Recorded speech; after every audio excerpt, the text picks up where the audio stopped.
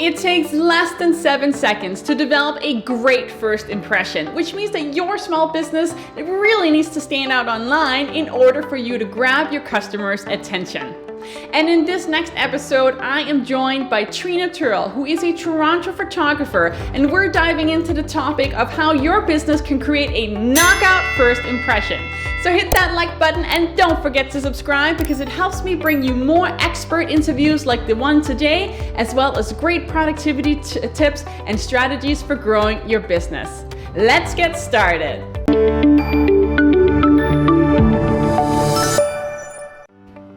Good morning, Hello. Trina. How are you? Good, thanks, Winnie. How are you? I am excellent, thank you. I'm so excited to be talking to you today because I think it's a really great topic that we have on the table for small business owners, all about how to really create that first knockout impression. Yes. But I definitely want to give you a warm welcome to the show. So let me just start by diving into your bio here for a quick second. So Trina is a commercial photographer with more than 20 years of experience, and she's leveraged that experience for ambitious clients needing magazine quality products, food, interior, and personality-driven brand and content photography. And as an active member of the GTA small business community, Trina works to make high-level, impactful commercial images accessible to her entrepreneurs. And after noticing a gap in the stock photography world, Trina launched Clio and Fox, which is what we're going to be talking about today, which is a boutique stock image company that bridges the gap between expensive custom photography and the generic mass market images that she was seeing in her biz-budding online marketing. So Trina, let's talk a little bit more about this in your own words, because I'm really curious about how you got started and what led to you actually starting this custom company here. Well, sometimes when you're an entrepreneur and you get an idea and it doesn't go away, Yes. this was one of those. So it was close to Canada Day and I was scrolling through Instagram. It was about 4 years ago, and I saw two identical images go by and I'm like, oh, that's funny. My friend must have posted twice. And then I looked back and it was two separate businesses, and I was like, I was kind of sad because as a photographer, I'm creating images all the time. And I was kind of like, I want my business friends to have access to photography that's not going to kind of disappear like that. So I was like, how can I fix that? Because I know, when you're starting out or even when you're established, getting custom photography all the time is expensive and it doesn't feel within reach. And I was like, how can I go from like that free or cheap generic stock photography? What's the middle space there? So I thought about it and I'm like, well, what if we split the license up between 100 people? And then that way, out of the billions of people on earth, there's only 100 people that can use an image. So it's a limited license, which means fewer people can use it. You're not competing against thousands and thousands of others. And then also, because we're a smaller agency, the images are, crafted with a lot of care and they're unique because they're not part of the mass market big agencies. So that's really what drove me. I was like, I want small businesses to have easy access to these high level images and level up their businesses through those. So. Yeah, no, and I think that is definitely so important. And one of the things that you just said in your little statement here is you have to compare it to the other company where they have thousands and thousands of the same image. And it might even be more than that, right? Like, because when you're finding images on the internet, literally, you have two groups. You have the free ones that you can find, and I'm sure that's literally what 98% of small businesses are using. And then you might have some of the subscription companies, but even those, the bigger ones, they're still, like, their licenses are still giving out a ton of different images. So it's really hard for a small business to find the right image that's going to make them stand out. But maybe let's just talk a little bit about why is it actually important to stand out online? So in your opinion, why is it important for small businesses?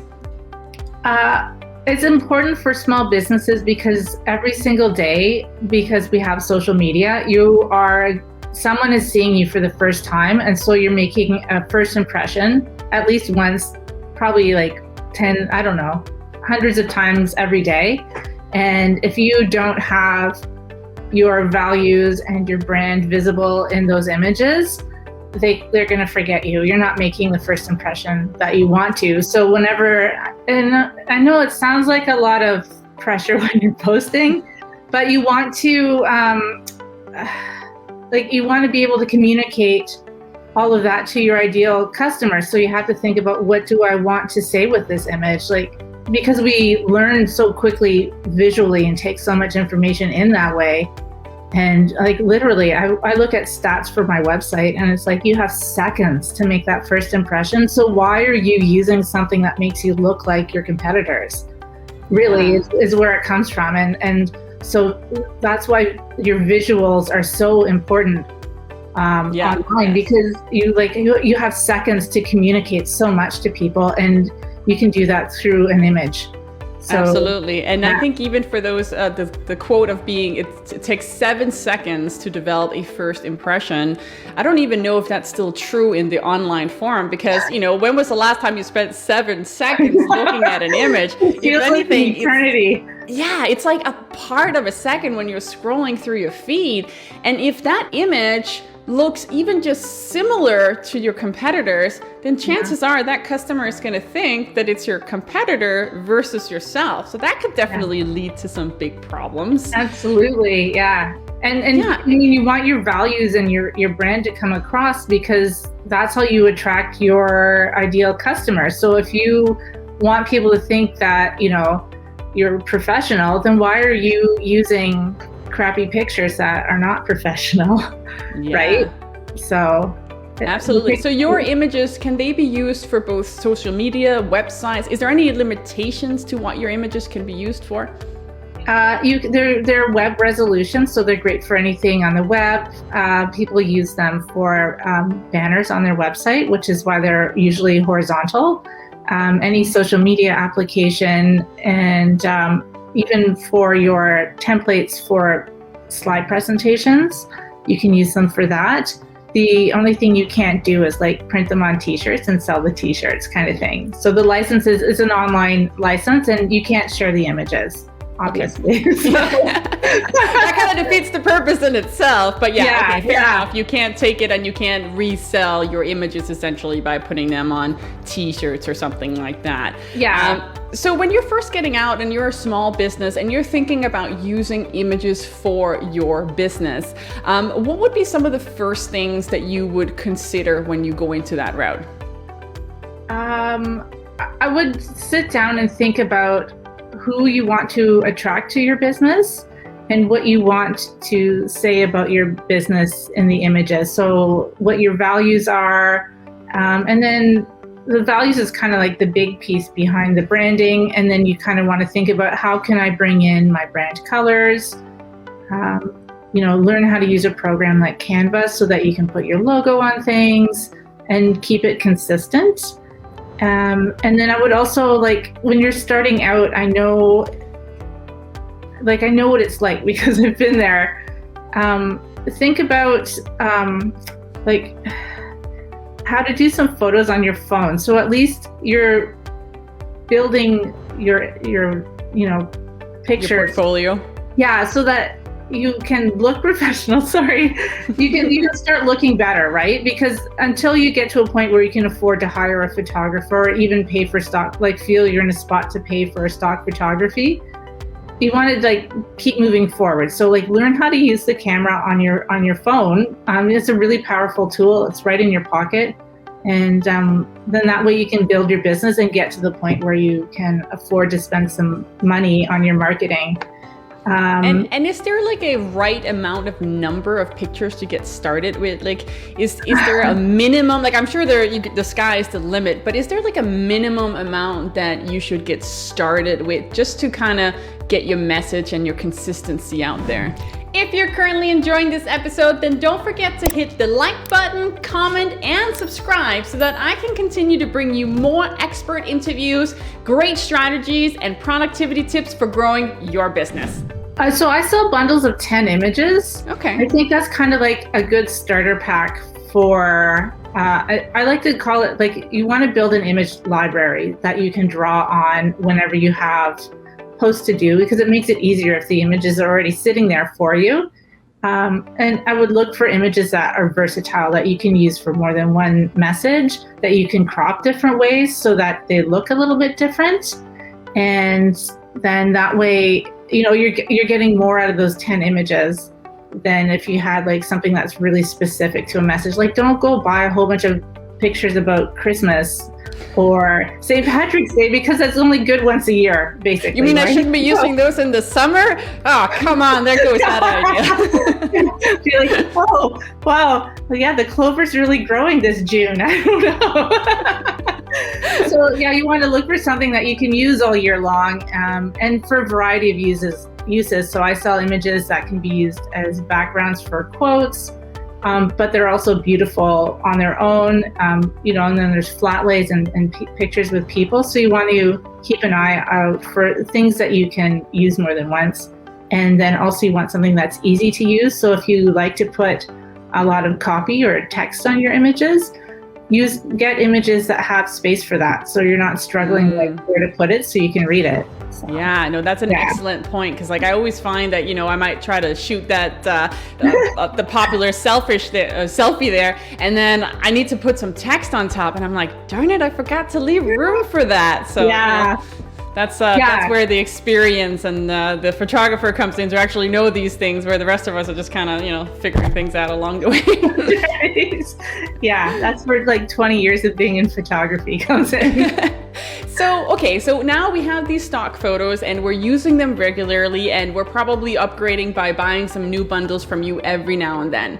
At what point do you go out and say, okay, it's really time for me to just hire a photographer instead to actually take the images for me? Is there like a good time to actually make that decision? Is it when you've purchased enough images, or when is that magical moment?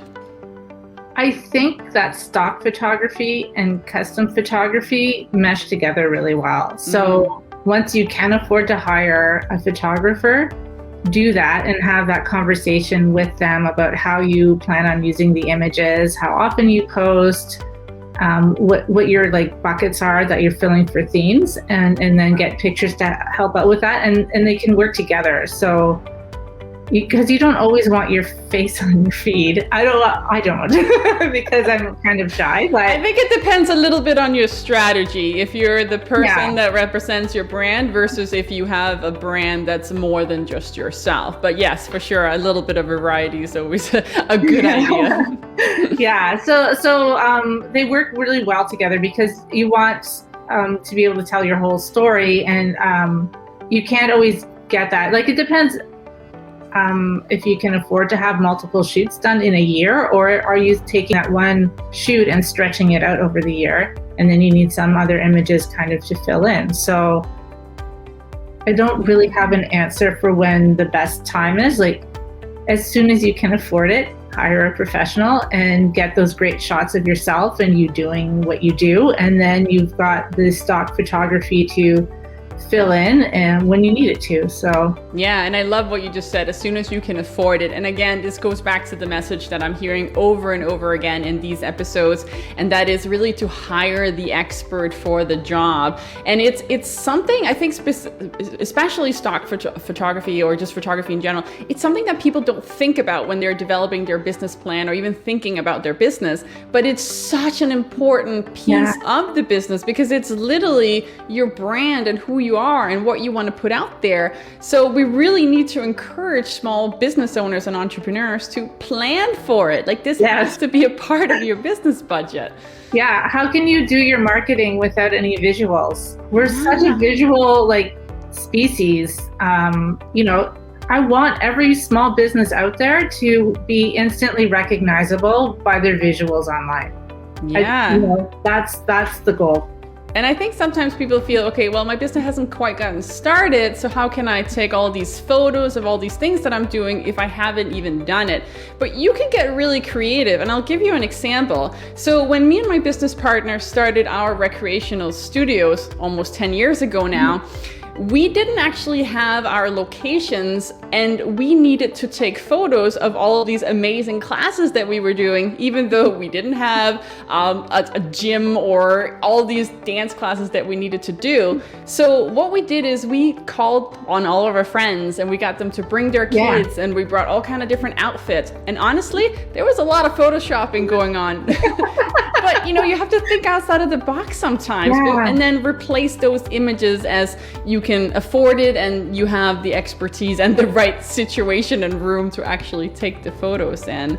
So gotta think outside of the box sometimes. I mean, when you're running a small business, there's always that, like, do I wait until I'm ready? But the best thing to do is kind of start going before you're 100% ready, and you can pull it together. We're smart. We can problem solve it, right? So you got to kind of dive in sometimes and have faith in yourself. Absolutely. So is there any specific strategy that businesses should consider when they're putting their images out the very first time? Like we talked a little bit about brand consistency. We talked about not necessarily being in all of your images. But is there like one piece of advice, or one of the ones we've already talked about, that you really want to stress when people put this out for the first time?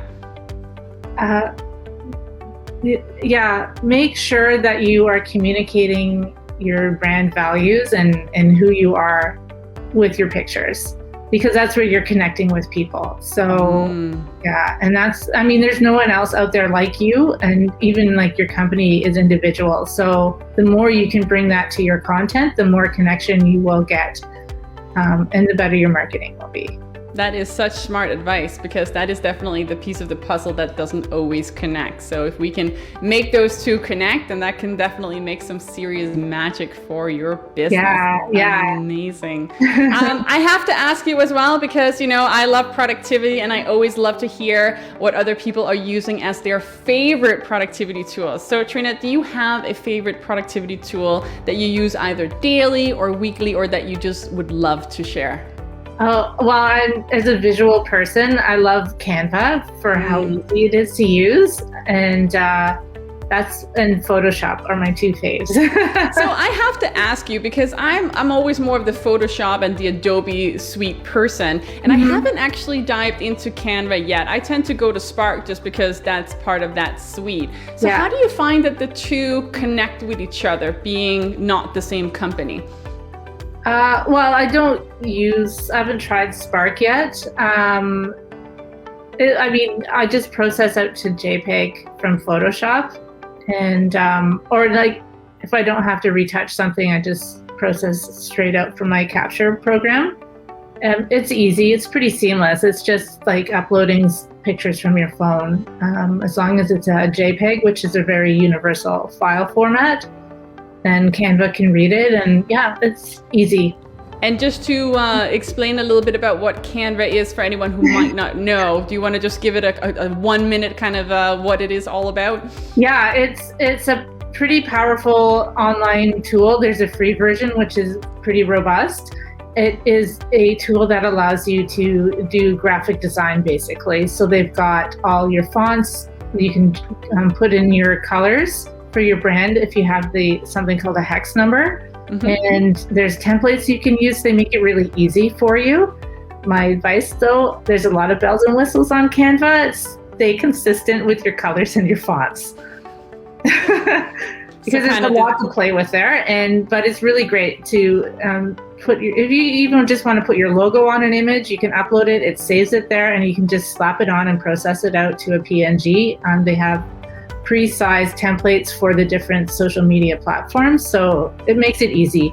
Yeah. So it's just definitely a time saver. And I think that's definitely awesome, especially if you're not a graphic designer, or even like I know a lot of graphic designers that still choose to use this because it just, it's for the quicker process in general. But one warning when using something like Canva or even Spark, they also come with a lot of generic templates. So they do. be careful not to use those on their own, because and some generic stock photography too. Yeah, so keep in mind, you are not the only person using that template or that image. Yes, so that's definitely excellent advice. Well, thank you so much, Trina. This has been amazing to learn. Thank you, Winnie. I think this is so important for businesses to learn about, because as I was mentioning, I don't think this is something a lot of people are thinking about when they're starting out, though it is literally the number one thing that your customers are going to see when they look at you the very first time. So thank you so much. Where can people find out more about you, Trina? You can find me at clioandfox.com. So it's CLIO and FOX. And I'm also on Instagram as cliofox.com. Amazing. Oh, not .com, just ClioFox. ClioFox stock, sorry. I'll make sure that that's edited in the correct version here. I leave all the links, and all the links will be down in the show notes as well, so that you guys can check out Trina and all her amazing photography that's going to up-level your game. Thank you so much, Trina, for joining me in today's episode. It has been a pleasure to learn about all the different strategies that small business owners can apply to grow their business online by really standing out and grabbing their customers' attention. My name is Winnie Standish, and I am a strategic business coach. And if you'd like to learn more about how I help small business owners grow their business by becoming more productive and using data-driven strategies to get to that profit, then find me right here on my website or visit one of my social handles. Have a positive day.